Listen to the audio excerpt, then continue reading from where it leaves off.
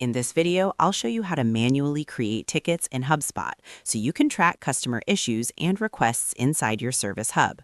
To do that, first head over right here in your Hubspot, and once you're there, navigate to the service and then locate the option for tickets.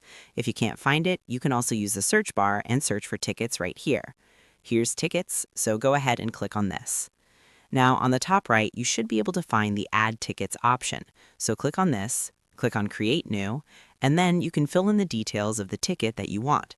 So for this case, let's add a ticket name, for example, Bugs on Homepage. Input right here the pipeline. You can choose between an existing pipeline or add another pipeline. Choose right here the ticket status, description, and the source for this, then as well as the ticket owner, the priority for this case, and the create date. Choose right here the records that you want to associate the ticket with, like contacts or companies.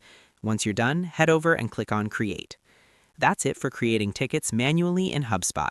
If this helped you, like the video and subscribe for more quick HubSpot tutorials.